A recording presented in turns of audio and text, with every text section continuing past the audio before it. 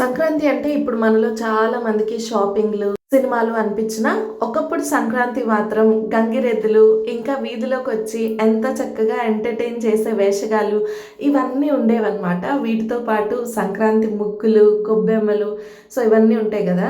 ఈరోజు సంక్రాంతి రోజనమాట. సంక్రాంతి రోజు మా ఇంటికి ఆంజనేయ స్వామి అయితే వచ్చారనమాట.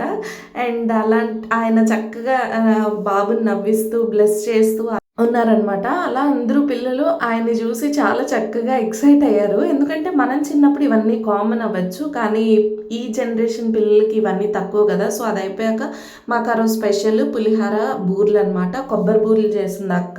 సంక్రాంతి రోజు ఏం పెద్ద స్పెషల్స్ ఉండవు కదా! సో, అదయిపోయిన తర్వాత ఈవినింగ్ వచ్చేసి మమ్మీ, ఆంటీ కలిపి ముగ్గు వేస్తున్నారనమాట. ఇది రథం ముగ్గు అంటారు. ఏదో ఇంకా వేరే ఏవో పేర్లు కూడా ఉంటాయి. ఇందులో చాలా రకాలు వస్తాయన్నమాట. రథం మధ్యలో సూర్యుడు, చంద్రుడు, పాములు ఇలా చాలా ఉంటాయన్నమాట. మొత్తానికి ఈ ముగ్గు అయితే అక్కకి రాదు. రోజు అక్కే ముగ్గు వేస్తుంది. కానీ ఆ రోజు మమ్మీను ఆంటీ కలిసి వేశారనమాట. మీలో ఎంతమంది సంక్రాంతికి ముగ్గు వేస్తారు? అలాగే మమ్మీ ముగ్గు ఎలా ఉందో కామెంట్స్లో షేర్ చేయండి. మమ్మీ పిన్ని కలిపి వేసిన ముగ్గు అనమాట. సో మా సంక్రాంతి ఇలా గడిచింది. ఆంజనేయ స్వామి వారి నుంచి ముగ్గు వరకు కూడా మధ్యలో చాలా ఆటలు ఆడేటప్పుడు అస్సలు వీడియో షూట్ చేయలేదు. ఇంకా కనుమ ఎలా గడిచిందో నెక్స్ట్ వీడియోలో చూసేద్దాం.